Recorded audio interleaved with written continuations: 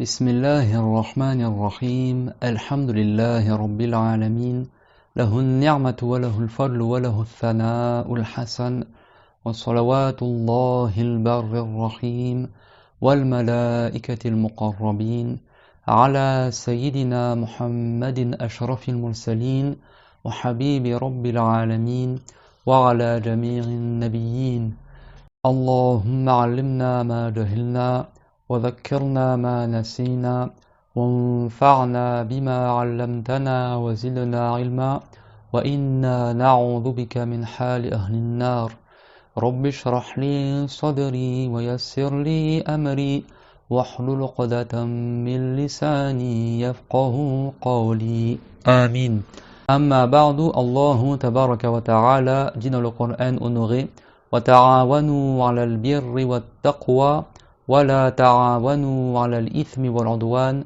c'est-à-dire et entraidez-vous pour les œuvres de bien et l'obéissance à Allah, et ne vous entraidez pas pour le péché et la désobéissance à Dieu. On fait bien attention, lillahi ta'ala, dans le fait de s'entraider pour le bien, et la piété, que le fait d'accomplir les obligations et d'éviter les interdits. On fait bien attention en cela, par recherche l'agrément de Allah, conformément à la parole du prophète, sallallahu alayhi wa sallam, innamal a'malu bin niyyat, c'est-à-dire certes les bonnes œuvres ne valent que par les intentions et certes chaque personne a pour elle ce pourquoi elle a fait l'intention. La piété c'est accomplir les obligations et éviter les interdits et le premier des devoirs c'est de connaître Allah Azza wa Jal et de croire en lui. Tout comme le prophète alayhi salatu wassalam a dit dans le hadith rapporté par Al-Bukhari et Muslim, Afdalul a'mal imanum billahi wa rasulihi, ça veut dire la meilleure des œuvres est de croire en Dieu ainsi qu'à son messager. Et dans la version de Muslim, imanun la shakka fi, c'est d'avoir la foi sans douter.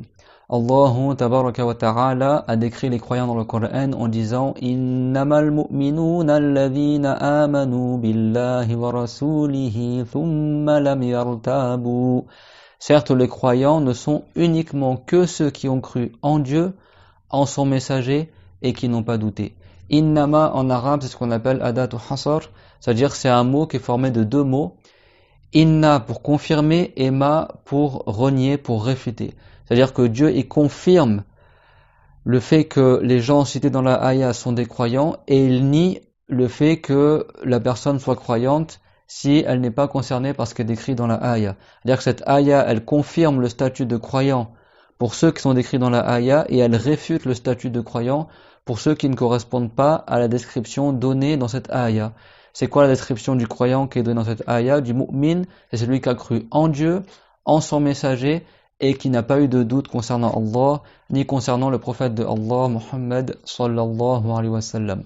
Donc le musulman, comme on le sait, c'est celui qui dit La ilaha illallah, Muhammad rasulullah, il n'y a qu'un seul Dieu, c'est Allah, et Muhammad est le prophète de Dieu, et il n'a pas de doute en cela. Et moi, je me pose vraiment des questions à notre époque, que Dieu nous fasse miséricorde et nous augmente en connaissance, vis-à-vis de plusieurs questions que depuis plusieurs mois qui me parviennent et qui montrent à quel point notre communauté est devenue faible dans l'apprentissage de la religion et à quel point les gens ont un grand besoin d'apprendre c'est quoi réellement la croyance de l'islam et de savoir c'est quoi la base de l'islam. La base de l'islam c'est la meilleure des paroles qui est la ilaha illallah, c'est-à-dire il n'y a pas de Dieu autre que Allah. Et al-ilah ça veut dire celui qui crée. Allah c'est l'abdul jalalati, Allah c'est alamun لذات المقدس المستحق الألوهية, c'est-à-dire c'est un nom propre qui désigne l'être honoré qui mérite à lui seul d'être adoré, qui est Allah Azza wa Jal. Et Allah en arabe ça veut dire man lahu al-qudra ala al-ikhtirar, celui qui a la puissance de créer. Donc Allah Ta'ala est le seul qui a la puissance de créer. C'est pour ça que Abu al-Hasan al-Ash'ari rahimahullah a dit en expliquant la parole la ilaha illallah, ça veut dire la khaliqa illallah, il n'y a pas de créateur autre que Allah. Et ça c'est le fondement même de l'islam. Si quelqu'un y croit qu'il y a un autre créateur que Allah, alors il a contredit la parole la ilaha illallah. Dieu il a dit thumma lam yartabu, et qu'ils n'ont pas douté. C'est-à-dire le simple fait que la personne elle doute est-ce que Dieu crée toute chose ou pas, ça veut dire qu'il n'a pas cru en la ilaha illallah. Et Dieu l'a dit dans le Coran que cette personne-là, elle n'est pas mu'min. Le simple fait qu'il doute, alors que dire de celui qui, carrément, il réfute cela, a'udhu billah.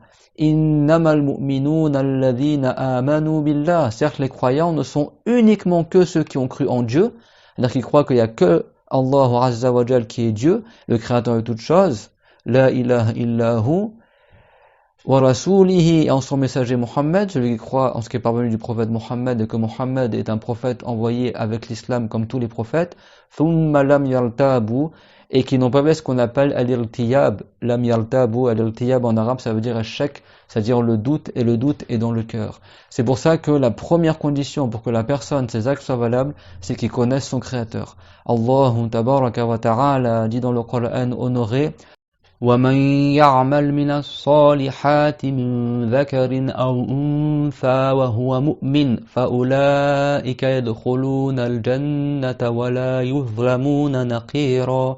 C'est-à-dire celui et ceux qui font des bonnes actions, des œuvres pieuses, qu'ils soient des hommes ou des femmes, alors qu'ils étaient croyants, c'est-à-dire tout en étant croyants, tout en ayant la foi, وَهُوَ مُؤْمِنٌ فَأُولَئِكَ يَدْخُلُونَ الْجَنَّةَ. Alors ce sont ces gens-là qui entreront au paradis, وَلَا يُظْلَمُونَ نَقِيرًا, et ils ne subiront pas l'injustice, ne serait-ce que de la taille d'un naqir, que le petit trou qu'il y a dans le dos du noyau de la date. Ça veut dire que la condition pour que tes œuvres soient acceptées dans l'au-delà et que tu entres au paradis, comme Dieu l'a dit, وَهُوَ مُؤْمِنٌ, alors qu'il avait la foi. Et pour avoir la foi en Allah, il faut connaître Allah, et connaître Allah, c'est connaître ce qui est digne de Allah, c'est-à-dire la toute-puissance, le fait que Dieu existe, qu'il est unique, qu'il n'a pas de début, qu'il n'a pas de fin, qu'il ne change pas, que sa parole c'est pas un son, ni des lettres, ni une langue, que Allah Ta'ala n'a besoin de rien, qu'il est sur toute chose tout-puissant, qu'il a créé toute chose, et de connaître qu'est-ce qui est impossible concernant Allah, c'est-à-dire le contraire des attributs de perfection qui sont dignes de lui, comme l'ignorance, ça c'est impossible concernant Allah, la faiblesse, le fait de mourir, le fait d'avoir un début à son existence, le fait d'être créé, le fait de changer, le fait de ressembler à ses créatures, le fait d'avoir besoin de quoi que ce soit dans le monde. Allah Ta'ala, il a dit Wallahu al-ghaniyyu wa antumul fuqara. Et Dieu, c'est lui qui est le ghani, c'est lui qui n'a besoin de rien, et vous êtes al-fuqara, c'est-à-dire ceux qui ont besoin de Allah Ta'ala, al-fuqara. وَمَنْ كَفَرَ فَإِنَّ اللَّهَ غَنِيٌّ عَنِ الْعَالَمِينَ. Et celui qui mécroit, certes Dieu n'a pas besoin des créatures, n'a pas besoin des mondes, n'a pas besoin des groupes de créatures, ce qu'on appelle al-alamin, l'ensemble de la création. Ça c'est la base de l'islam, et de connaître qu'est-ce qui est possible chez Allah, c'est-à-dire c'est possible que Dieu ait créé les créatures et qu'il anéantisse les créatures. Allah Ta'ala existait avant toutes les créatures, et le prophète Muhammad sallallahu alayhi wa sallam a dit dans le hadith rapporté par Al-Bukhari, le hadith mutawatir, qui est dans les plus hauts degrés dans la chaîne de transmission des hadiths, les plus forts hadiths, les hadiths mutawatir, sont environ que 50 sur 50 000 hadiths rapportés du prophète alayhi salatu wa salam. Le prophète Muhammad sallallahu alayhi wa sallam wa ala jami'in nabiyyin a dit Kana Allahu wa lam yakun shay'un ghayruh. Ça veut dire Dieu est de toute éternité et rien d'autre que lui n'est de toute éternité, n'est avec lui de toute éternité. Il n'y a que Allah qui existe sans avoir un début à son existence. Dieu est avant tout l'ensemble de la création. Donc sachez, mes chers frères et mes chères sœurs, que tout ce qui existe hormis Allah est créé par Allah.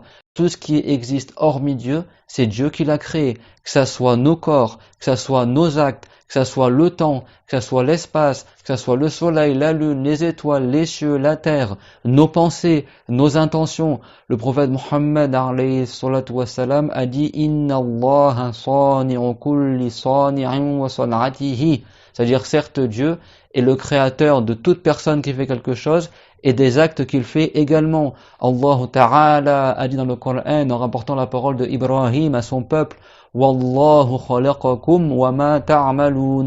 Et Dieu vous a créé ainsi que ce que vous faites. Allah Ta'ala est le créateur de nos corps, le créateur de nos actes, le créateur de nos pensées, de nos intentions, de nos volontés. Allah Azza wa Jal dit dans Surat At-Takwir وَمَا تَشَاءُونَ إِلَّا أَن يَشَاءَ اللَّهُ رَبُّ الْعَالَمِينَ.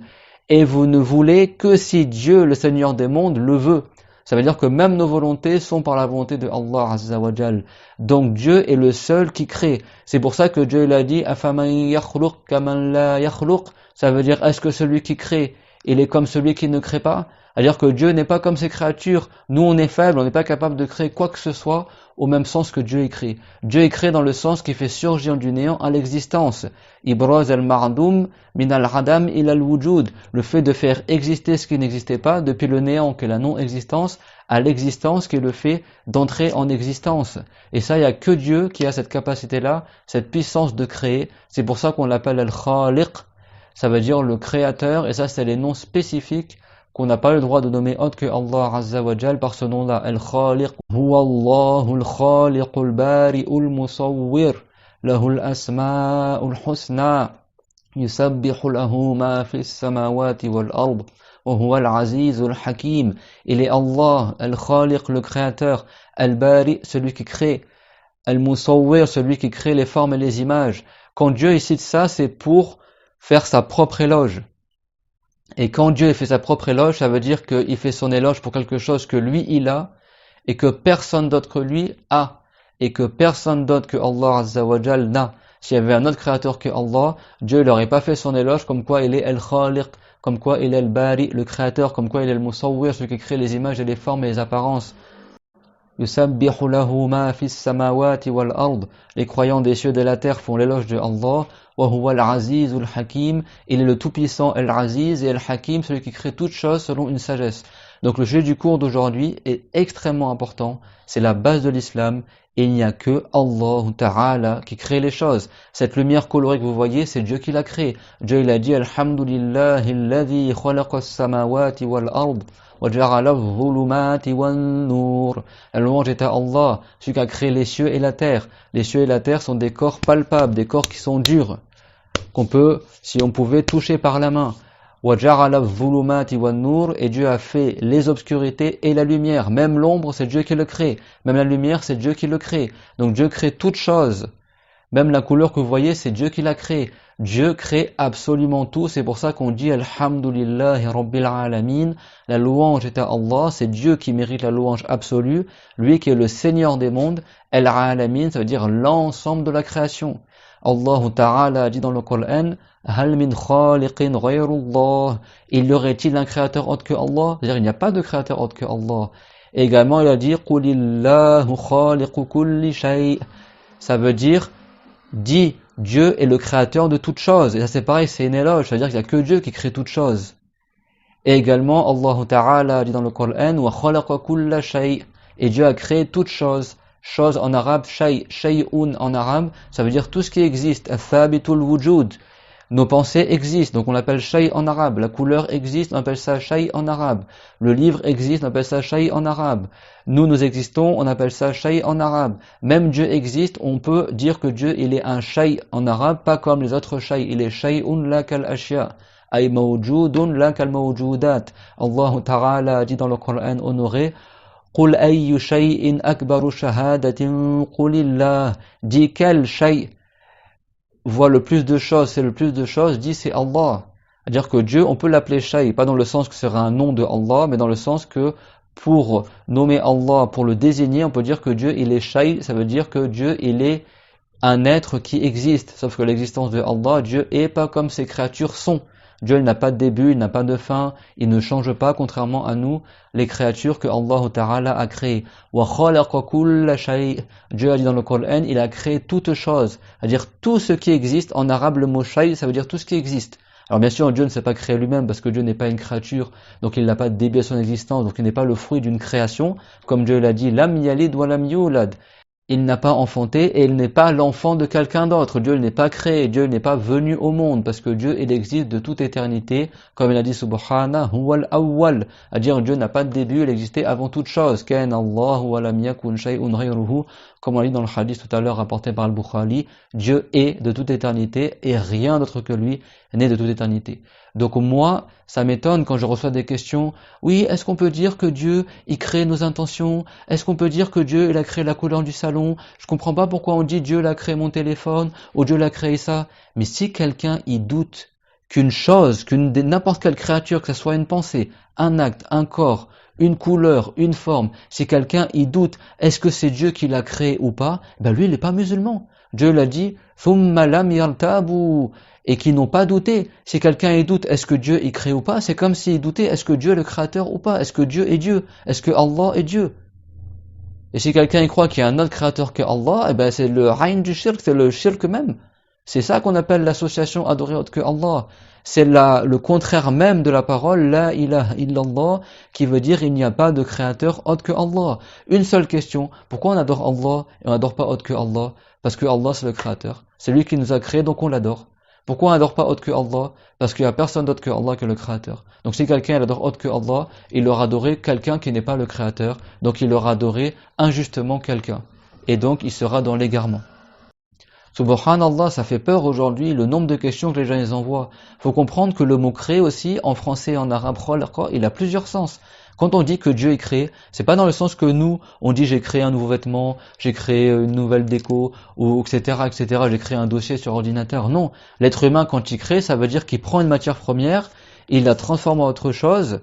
Mais tout ça, c'est par la création de Allah. Le fait que toi, tu veuilles prendre une matière première, qui a créé la matière première dans le sol? C'est Allah. Qui a créé ta volonté de récupérer cette matière première? C'est Allah. Qui a créé ton acte de transformer ça? C'est Allah. Qui a créé ta réflexion pour échafauder ce que tu veux faire? C'est Allah. C'est pour ça que Dieu l'a dit, Fatabarakallahu ahsanul khaliqin.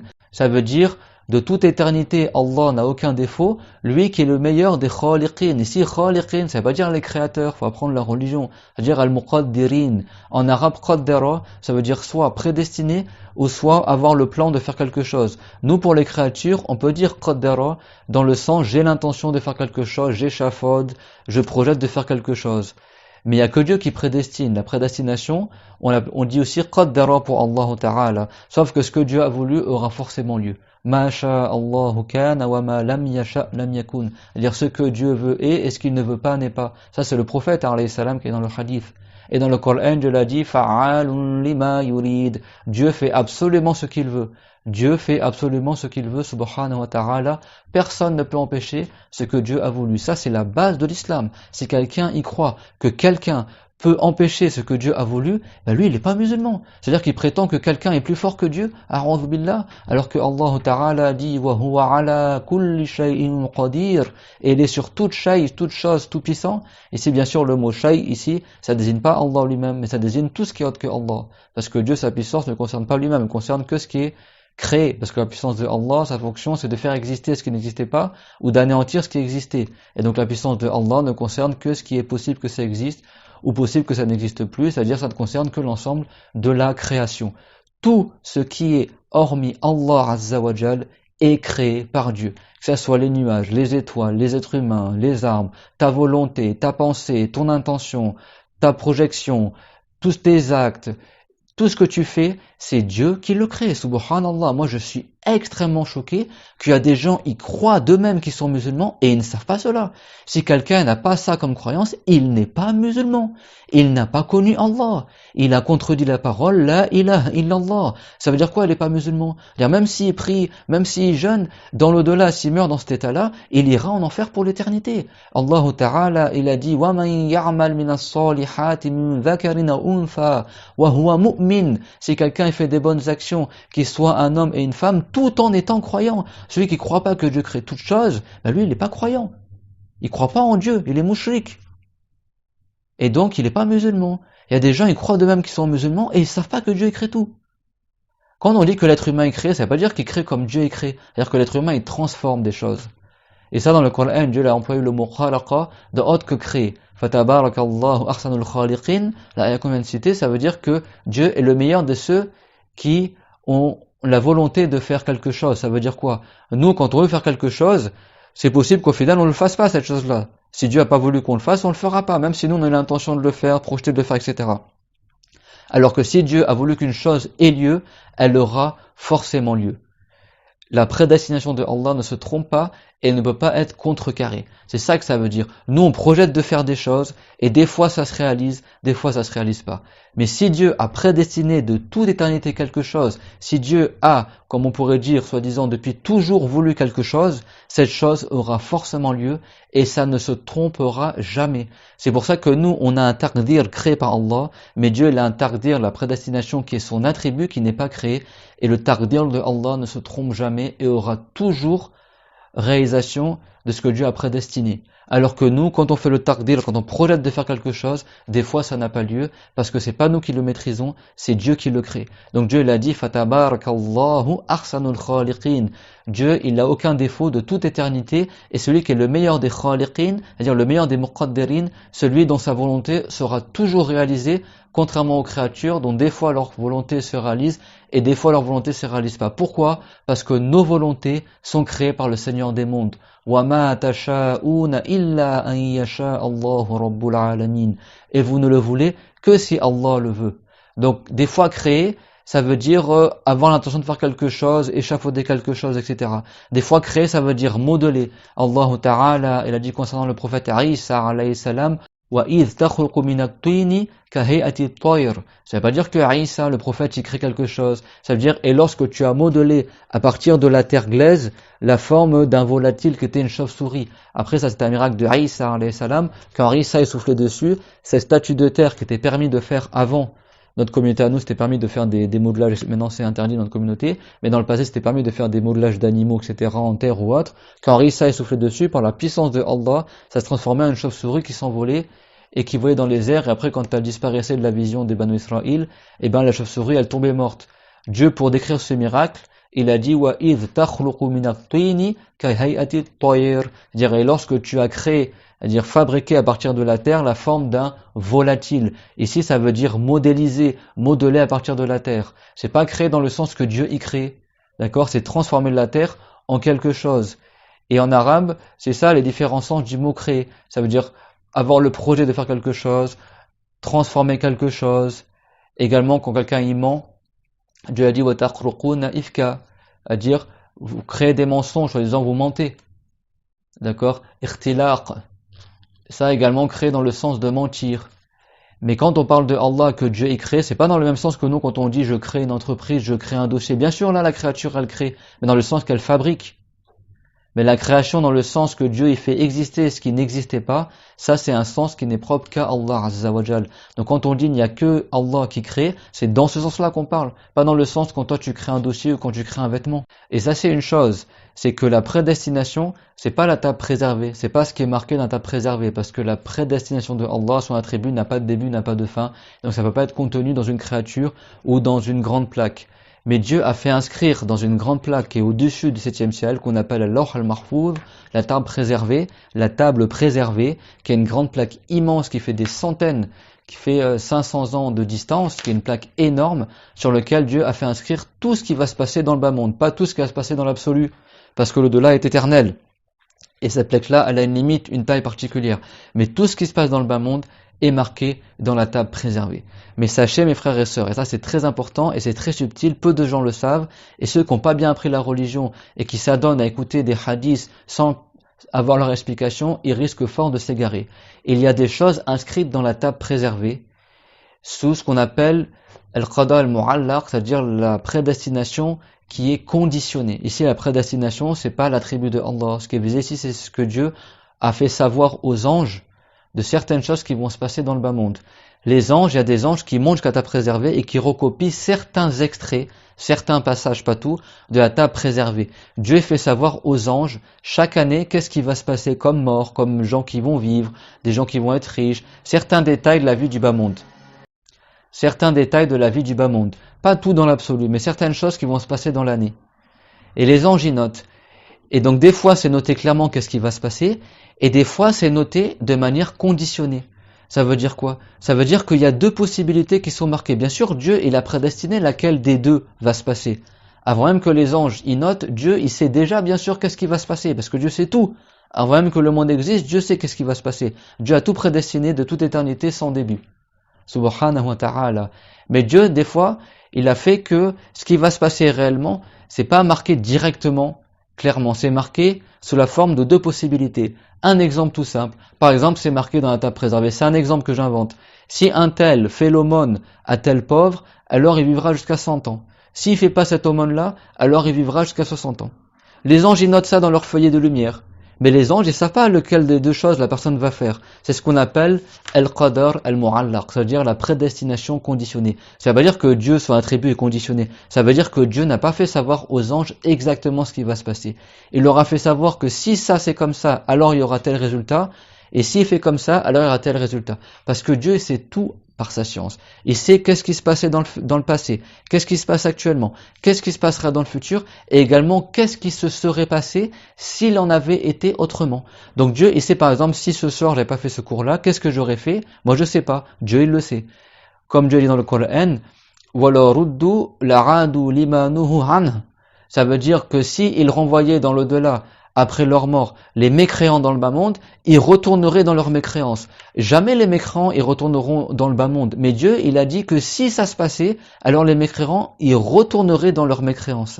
C'est-à-dire que Dieu, il sait même qu'est-ce qui se serait passé. Et attention, si quelqu'un, il doute, est-ce que Dieu sait cela ou pas, ben lui, il n'est pas musulman non plus. Dieu sait absolument tout. T'as pas besoin d'apprendre la religion pour savoir que Dieu sait tout. Parce que le Créateur, forcément, il sait tout. Allah Ta'ala a dit, Ala ya'lamu man khalaqa wa huwa al-latiful khabir. Ne saurait-il pas celui qui a créé toute chose alors qu'il est al-latif, celui qui sait le secret des choses, et al-khabir, celui qui sait tout? Bien sûr que le créateur il sait tout. Si Dieu ne savait pas tout, il ne serait pas le créateur. C'est clairement tout le monde ça. Ce qu'on appelle al-qada al-mu'allaq, ça veut dire que Dieu a fait savoir deux possibilités aux anges et les anges ils la notent. Et les anges ils attendent de voir qu'est-ce que la personne va faire. Et quand la personne, elle fait l'une des deux possibilités, alors là, les anges, ils savent que ce qui avait été prédestiné réellement par Allah, c'était cette possibilité-là et pas l'autre. Et du coup, la deuxième qui s'est pas passée, elle est effacée du feuillet des anges et elle est confirmée dans leur feuillet laquelle des deux possibilités était réellement prédestinée par Allah Azza wa Jal. Ça, c'est pas pour tous les sujets, c'est pour certains sujets, ce qu'on appelle al-qadar al-mu'allaq. Par exemple, si quelqu'un, il fait une aumône, alors il aura plus tard 50 000 euros. S'il fait pas cette aumône-là, il n'aura pas ces 50 000 euros plus tard. Les anges y notent, ils savent pas est-ce qu'il va faire une aumône ou pas.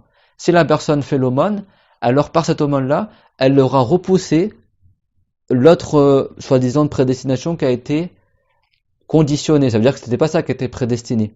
Mais Dieu l'a fait savoir aux anges qu'est-ce qui se serait passé si elle n'avait pas fait ça. Et donc c'est ça que ça veut dire le hadith, qu'il n'y a rien qui repousse al-qadar si ce n'est l'invocation.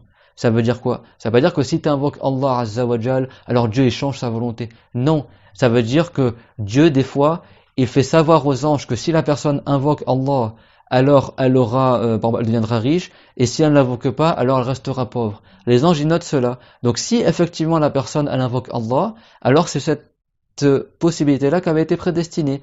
Donc cette prédestination-là, elle a repoussé l'autre possibilité qui était dans la prédestination conditionnée. Ça ne veut pas dire que Dieu a changé sa volonté, ça veut dire que Dieu il a maintenu la possibilité qu'il avait prédestinée, l'une des deux qui était réellement celle qui avait été prédestinée, et l'autre c'était pas celle qui avait été prédestinée par Allah Azza wa Jal. Ça veut dire que ici ça repousse le qadar, ça veut pas dire que ça repousse ce que Dieu a prédestiné, ça veut dire que ça repousse l'autre possibilité qui était un deuxième cas de figure, que Dieu a su comment il se serait passé s'il avait eu lieu, mais Dieu n'a pas voulu que cette chose-là ait lieu. Donc du coup, ça a été repoussé, ça a été effacé du feuillet des anges, et ce qui a été maintenu, c'était effectivement ce que Dieu réellement avait prédestiné. Donc des fois, les anges, ils ne savent pas cela, ils connaissent juste les deux possibilités, et ils attendent de voir laquelle des deux va se réaliser, et celle qui se réalise, ils savent que c'est celle-là que Dieu avait prédestinée, et celle qui ne se réalise pas, c'est-à-dire que ce n'était pas celle-là que Dieu avait prédestinée. Celui qui n'a pas appris ces détails-là, fin de la religion, subtil de la religion, il s'égare quand il lit ces hadiths et risque de croire quand il invoque Allah, soi-disant, Dieu il change sa volonté, et ça c'est de la mécrance, parce que celui qui croit que Dieu change sa volonté, c'est comme s'il disait que Dieu avait besoin de qui le fait changer, et celui qui a besoin est faible, et celui qui attribue la faiblesse à Allah, il n'est pas musulman, parce que Dieu est tout puissant. Wa huwa al-aziz al-hakim, il est al-aziz le tout puissant, et al-hakim, celui qui crée toutes choses selon une sagesse. Donc le hadith, Inna an-nadhra la yadfa'u shay'an min qadarillah, walakinnahu yustakhraju bihi min al-bakhil. Ça, c'est un hadith qui prouve ce qu'on a expliqué maintenant. Certes, le vœu islamique, ce qu'on appelle an-nadhr, quand quelqu'un il fait le vœu, il dit pour Dieu, pour l'agrément de Dieu, je vais jeûner demain, par exemple, il fait des choses sunna comme ça, il se les incombe à lui-même par une formulation orale, ce qu'on appelle an-nadhr, et du coup, ça devient obligatoire sur lui après de le faire. Le prophète l'a dit, ça repousse rien de ce qui est prédestiné. Parce qu'il y a des gens, des fois, pour que leur enfant guérisse, ou pour que son épreuve elle soit ôtée de lui, qu'il soit soulagé de son épreuve, il fait le vœu de donner une aumône, ou il fait le vœu de jeûner, etc. Donc le prophète l'a dit, Inna an-nadhar la yadfa'u min al-qadar shay'a. Il ne repousse rien, le vœu, de ce que Dieu a prédestiné. Ça change rien à ce que Dieu il a voulu. وَلَكَنْ يُسْتَخْرَجُ بِهِ مِنَ الْبَخِيلِ. Mais cependant, le vœu conditionné, ça force l'avare à donner. Parce qu'il y a des gens, ils sont pas généreux. Ça veut pas dire que le vœu, ça veut dire forcément que t'es pas généreux. Mais ce type de vœu qu'on appelle nadhrul mujazat, le vœu pour une rétribution mondaine, ça, le fait de rechercher le vœu pour une rétribution mondaine, c'est déconseillé parce que tu utilises un acte d'adoration, pas uniquement pour les récompenses de la part de Allah, mais pour avoir quelque chose dans la dunya. C'est pas haram, mais c'est déconseillé parce que si tu fais une adoration à la base, c'est pour la récompense de Allah, c'est pas pour avoir des choses mondaines comme le fait que tu as la guérison ou l'argent, etc. Donc de faire un vœu comme ça, c'est quelque chose qui est déconseillé. Les savants ont parlé sur ça, certains ont dit que c'est pas en soi déconseillé, mais le fait d'avoir cette intention-là, c'est déconseillé. On va pas entrer dans ces détails-là, mais nadhrul mujazat, c'est-à-dire le fait de dire si par exemple mon enfant guérit, alors je donnerai 100 € à un pauvre. Si par exemple je réussis mon interro, mon examen à l'école, alors je jeûnerai 3 jours la semaine prochaine. Ça veut dire que si la personne, elle n'avait pas eu ce qu'elle voulait, elle n'aurait pas fait cette chose-là. Donc le prophète, il a dit le fait que tu fasses le vœu, ça va rien changer à ce que Dieu a prédestiné. La yadfa'u an-nadhru min al-qadari shay'a. Le vœu, il ne repousse rien de ce que Dieu a prédestiné. وَلَكِنْ يُسْتَخْرَجُ بِهِ مِنَ الْبَخِيلِ. Mais cependant, le vœu conditionné, ça force l'avare à donner. C'est-à-dire que quelqu'un qui est avare, qui est, comme on dit, radin, il veut pas faire des aumônes aux pauvres, mais le jour où il tombe malade, ben, il fait le vœu et dit, si je guéris, alors je donnerai 10 € à un pauvre. Et il fait ça parce qu'il veut guérir. C'est-à-dire le fait qu'il fasse le vœu, ça l'a forcé à faire une aumône aux pauvres. C'est clair, mon tout le monde? Donc ça, c'est une preuve que rien ne change la volonté de Allah Azza wa Jal. Et il y a beaucoup de textes à ce sujet qui convient de bien comprendre.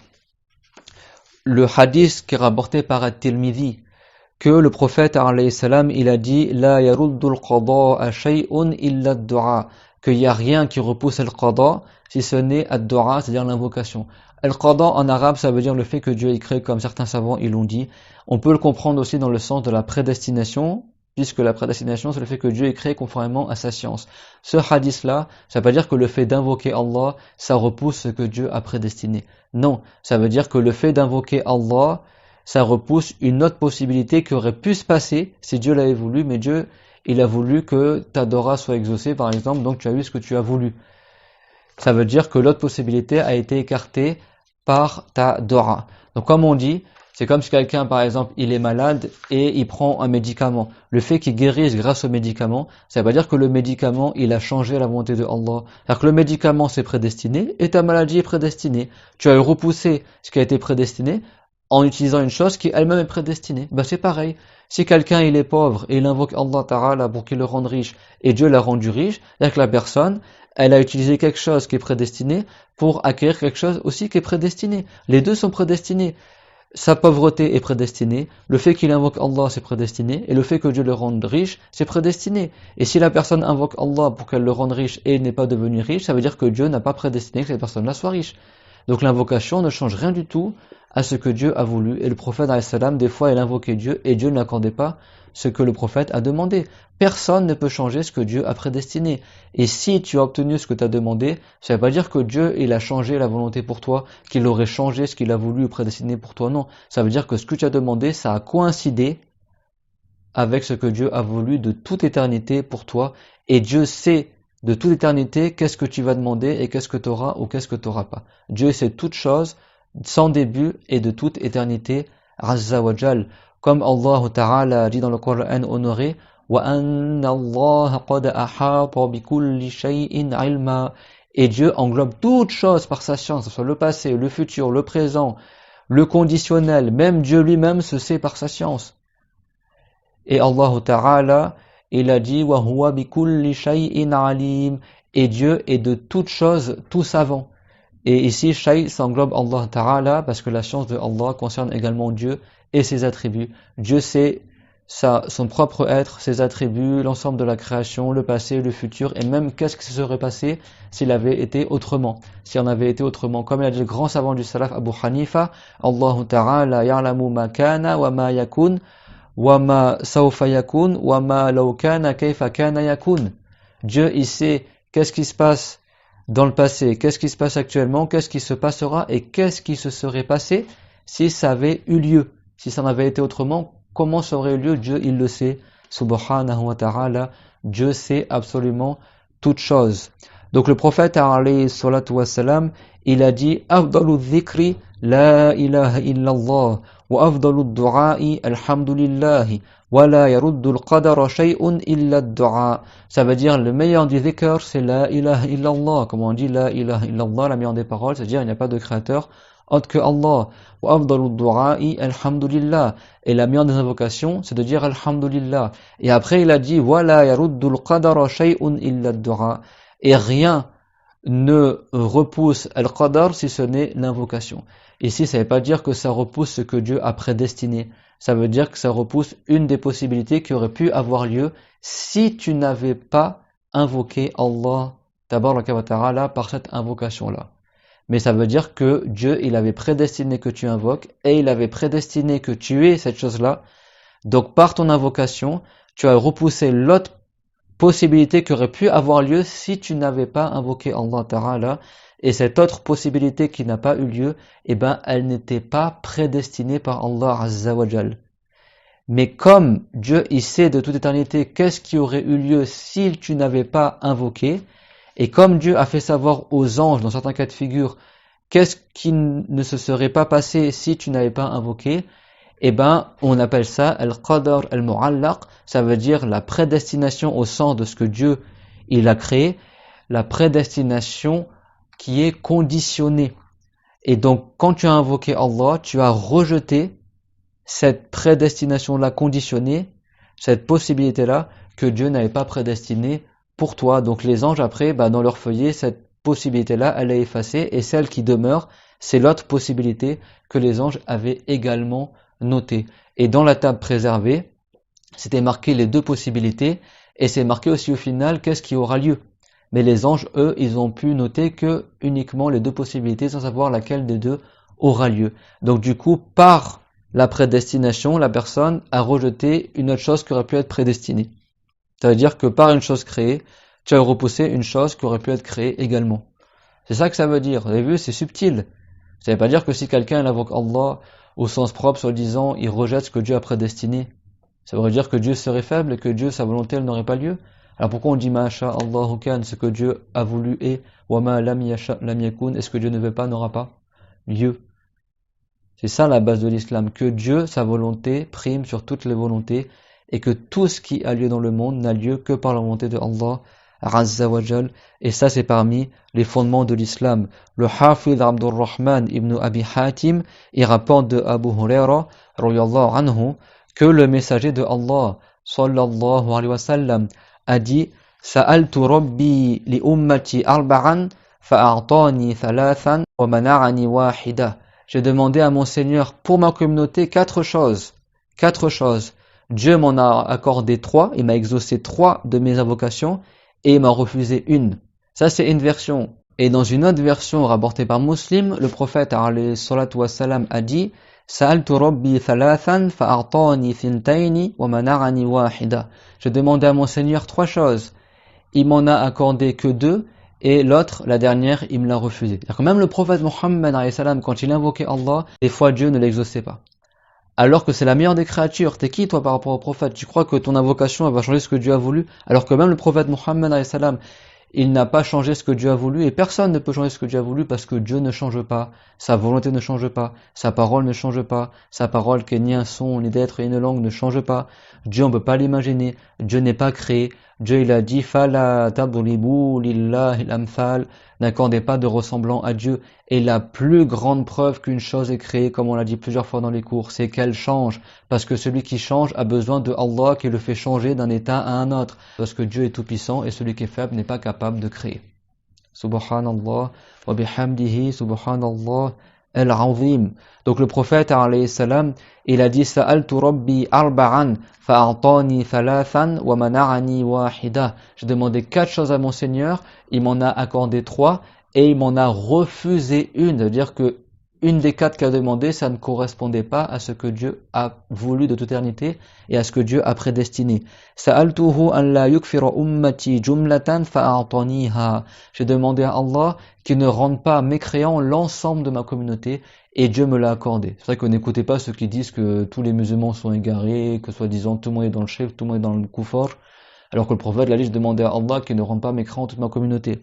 Et Dieu me l'a accordé, il a dit وَسَأَلْتُهُ أَنْ لَا يُهْلِكَ أُمَّتِي بِمَا أَهْلَكَ بِهِ الْأُمَمَ قَبْلَهُمْ فَأَعْطَانِيهَا. Et j'ai invoqué Allah, je lui ai demandé qu'il ne fasse pas périr ma communauté par les mêmes châtiments avec lesquels il a fait périr les communautés antérieures. Et il a dit, donc Dieu me l'a aussi accordé, il m'a exaucé. وَسَأَلْتُهُ أَنْ لَا يُظْهِرَ عَلَيْهِمْ عَدُوًّا مِنْ غَيْرِهِمْ فَيَسْتَأْصِلَهُمْ فَأَعْطَانِيهَا. Et j'ai demandé à Allah qu'il ne fasse pas surgir un ennemi d'autre que de ma communauté et qu'il les fera tous périr. Et Dieu me l'a accordé. وَسَأَلْتُهُ أَنْ لَا يَجْعَلَ بَأْسَهُمْ بَيْنَهُمْ فَمَنَعَنِيهَا. Et j'ai demandé à Allah Azza wa Jal qu'il fasse que les guerres et les discordes ne soient pas entre les musulmans et Dieu me l'a refusé. C'est pour ça que depuis l'époque des compagnons jusqu'à aujourd'hui, il y a des discordes entre les musulmans et des guerres entre les différents royaumes musulmans qu'il y a dans le passé, entre les différentes dynasties, entre différents peuples. D'accord? Comme à l'époque de Ali, après l'époque de Ali, avec les Omeyyades et autres, etc. Parce que Dieu l'a voulu que dans cette communauté, il y a des différents. Comme Dieu l'a dit, وَإِن طَائِفَتَانِ مِنَ الْمُؤْمِنِينَ اقْتَتَلُوا فَأَصْلِحُوا بَيْنَهُمَا. Et si 2 clans, 2 groupes de parmi les croyants, les musulmans, se combattent entre eux, فَأَصْلِحُوا بَيْنَهُمَا, alors réconciliez-les entre eux. فَإِن بَغَتْ إِحْدَاهُمَا عَلَى الْأُخْرَى فَقَاتِلُوا الَّتِي تَبْغِي حَتَّى تَفِيءَ إِلَى أَمْرِ اللَّهِ. Et si un des 2 groupes est injuste, alors combattez le groupe des injustes jusqu'à qu'ils reviennent à l'obéissance à Allah. C'est-à-dire que Dieu l'a prédestiné et il a voulu qu'il y ait des guerres entre les musulmans. Mais il nous a ordonné de soutenir le clan des gens qui sont justes et de réconcilier les 2 armées opposées. Et si on n'arrive pas à les réconcilier, alors on combat le groupe des injustes jusqu'à qu'ils reviennent à l'obéissance à Allah Ta'ala. Et donc cette invocation-là, Dieu ne l'a pas exaucée pour le prophète Mohammed. Donc si Dieu, et bien sûr c'est impossible que Dieu y change, mais si Dieu avait changé sa volonté, soi-disant pour quelqu'un, il l'aurait certes fait pour le prophète Mohammed, alayhi salatu wassalam. Et certes, bien sûr, comme on a dit, c'est impossible que la volonté de Allah Azza wa Jal change, parce que Dieu n'est pas créé, mais ça c'est une hypothèse qui est bien sûr au sens de l'hypothèse, pas dans le sens que c'est possible que Dieu y change. Et dans une version rapportée par Ibn Hibban dans son Sahih, le prophète alayhi salam, il a dit wa inna rabbi qal ya Muhammad inni idha qadaytu qada'an fa innahu la yurad. Et ça c'est un hadith rapporté par Ibn Hibban dans son Sahih, c'est un hadith qui est confirmé que Dieu il a dit au prophète Mohammed. Bien sûr c'est l'expression de la parole de Allah n'est pas un son, ni des lettres, ni des langues, c'est l'expression, la traduction en arabe de ce que Dieu a révélé au prophète Mohammed, que Allah Ta'ala lui a dit, ô Mohammed, certes si j'ai prédestiné quelque chose, alors on ne peut pas le contrer, on ne peut pas l'empêcher. Inni idha qadaytu qada'an fa innahu la yurad. C'est-à-dire que Allah Tabaraka wa Ta'ala, tout ce qui prédestine aura forcément lieu, comme Dieu l'a dit, wallahu ghalibun ala amrih. Et Dieu est celui qui a le dessus par sa volonté, personne ne peut contrer ce que Dieu a voulu. Wallahu ghalibun ala amrih. Et quant à la ayah ud'uni astajib lakum, ça veut dire adorez-moi et je vous donnerai des récompenses.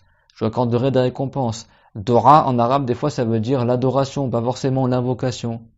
Et certains ils ont dit que Allah Ta'ala Yastajib, ça veut pas dire qu'il exauce, c'est-à-dire qu'il accorde des choses à la personne. C'est-à-dire si la personne a eu ce qu'elle a demandé, on appelle ça istijaba, que sa dora a été exaucée. Et si elle n'a pas eu cela, elle a quand même les récompenses d'avoir invoqué Allah, parce que l'invocation c'est un acte d'adoration, et que tu aies des récompenses ou ce que tu es demandé, dans tous les cas tu ne ressors pas les mains vides. Et ça que ça veut dire ici en arabe, istijaba, astajib lakum, ça veut dire que Dieu nous accorde des choses si on lui invoque, soit ce qu'on a voulu, et dans tous les cas, on aura des récompenses si on invoque Allah avec une bonne intention, lillah et ta'ala. C'est ça que ça veut dire. Ça veut pas dire qu'à chaque fois que tu invoques Allah, Dieu t'exauce. Maintenant, le prophète lui-même, comme on a vu, il a invoqué Allah certaines choses, il a demandé à Dieu certaines choses, et Allah ta'ala ne lui a pas accordé. Quant à la ayah, pour terminer, يَمْحُ اللَّهُ مَا يَشَاءُ وَيُثْبِتُ وَعِنْدَهُ أُمُّ الْكِتَابِ.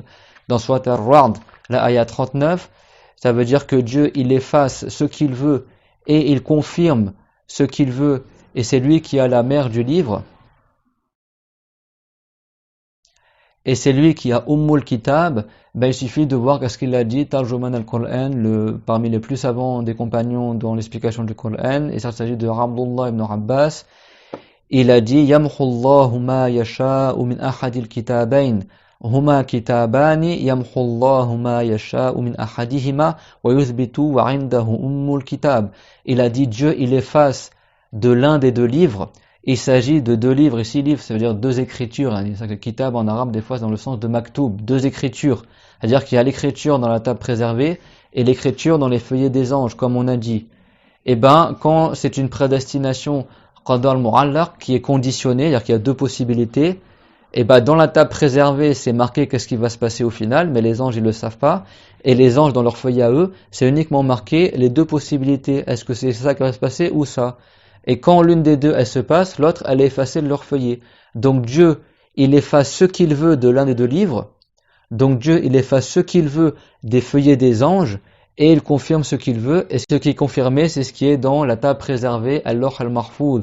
C'est ça qu'Ibn Abbas a dit, il s'agit de deux livres.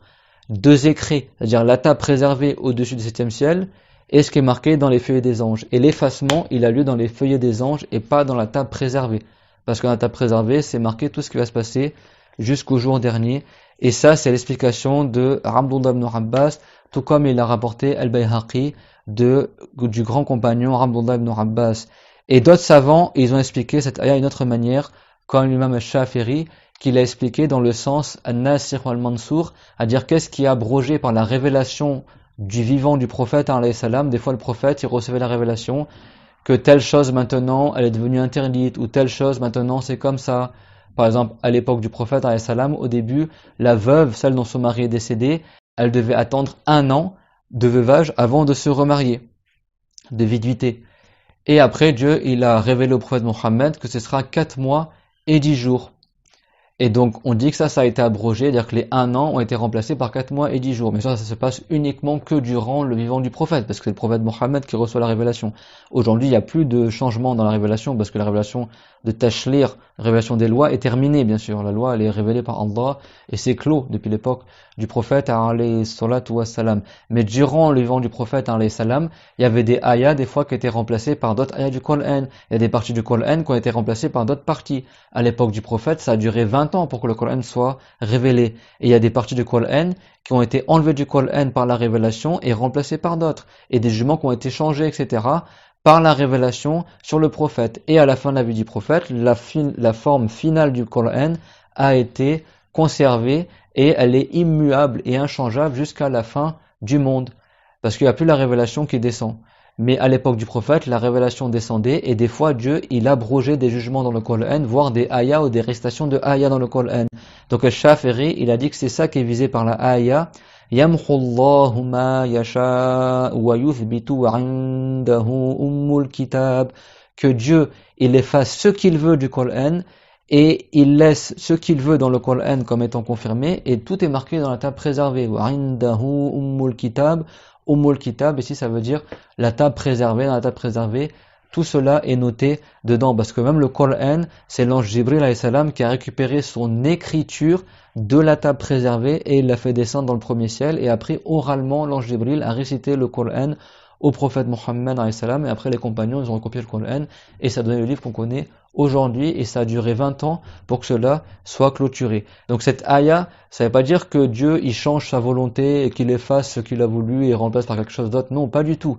C'est-à-dire soit dans le sens al-qadar al-mu'allaq, la prédestination conditionnée qu'on expliquait tout à l'heure, ou soit ça veut dire le changement dans les textes religieux qui se faisait à l'époque du prophète durant la révélation.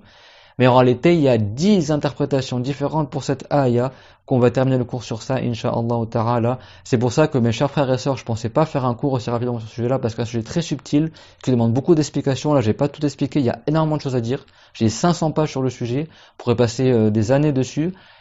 Mais on fait ce résumé-là aujourd'hui parce que je vois qu'il y a beaucoup de gens qui ignorent ce sujet-là, et c'est la catastrophe, c'est la porte ouverte à l'égarement, parce que si quelqu'un il doute, est-ce que Dieu sait tout, ou il doute, est-ce que Dieu crée tout, et ben lui, il n'est pas musulman parce qu'il n'aura pas connu c'est qui Allah Azza wa Jal et c'est qui son créateur.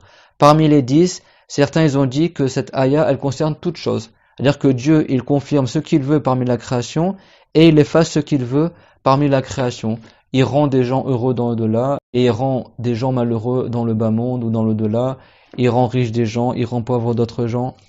Et bien sûr, ça ne veut pas dire que Dieu, il change sa prédestination. Et donc ce tafsir-là, qu'il y a des gens qui deviennent musulmans, des gens qui sont mécréants, etc., que les créatures, elles changent, Dieu, il confirme ce qu'il veut, il efface ce qu'il veut. Cette explication-là, que la ayah concerne toute chose, tout comme l'implique le sens apparent de la ayah, ça, c'était la voie qu'a suivi Omar ibn al-Khattab, ainsi que Ibn Mas'ud, que Dieu les agrée tous les deux. Et donc, ces gens-là, quand ils comprennent la ayah, ça veut dire qu'ils invoquent Allah pour pas être parmi les perdants aux gens derniers, et que Dieu il confirme pour eux qu'ils seront parmi les gagnants.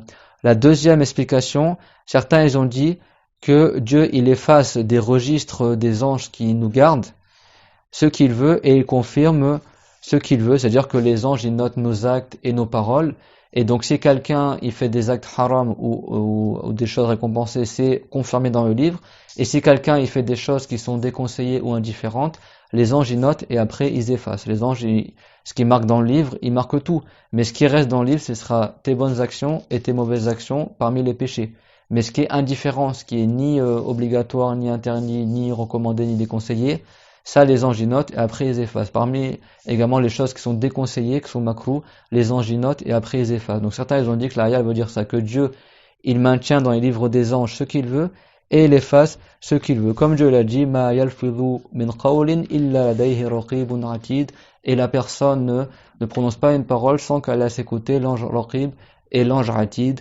Et il y a plusieurs autres explications. Certains ils ont dit que c'est le soleil et la lune. Dieu il maintient le soleil et la lune et leur lumière. Et tantôt la lumière de la lune elle apparaît, tantôt elle disparaît. Certains ils ont dit que c'est le bas monde qui s'efface pour l'au-delà. Bon, ça c'est toutes les interprétations sont pas forcément très valables. Ça n'a pas beaucoup de signification. Certains ils ont dit que au début de l'année, Dieu il efface ce qui s'est passé dans l'année précédente et une nouvelle année commence, c'est-à-dire que ça se renouvelle. Et il y a plusieurs avis, mais l'avis le plus fort, certains ils ont dit que c'est comme il a dit l'imam Shafiri, à dire que c'est An-Nasir al-Mansour, que Dieu il abroge ce qu'il veut dans le Coran et il maintient ce qu'il veut dans le Coran, wa indahu ummul kitab, et il a la table préservée, elle lui appartient, ce qui est marqué dans la table préservée. Donc on demande à Allah Ta'ala qui nous accorde une fin heureuse, qui nous accorde la foi, la bonne croyance et la bonne connaissance de la signification de la ilaha illallah. Il y a beaucoup de choses à dire, mais on arrête là pour aujourd'hui. Je vous aime tous, Allah Ta'ala. Que Dieu nous fasse miséricorde et augmente nos connaissances. Je sais que c'est pas facile d'apprendre la religion à notre époque, et je demande à Allah Ta'ala qui nous facilite à chacun d'entre nous de bien comprendre la religion. Et je vous aime tous, Allah Ta'ala. Faites-moi des invocations, et Inch'Allah Ta'ala, j'invoque aussi pour vous. رب زدني علما وزدنا علما واغفر لنا وللذين سبقونا بالإيمان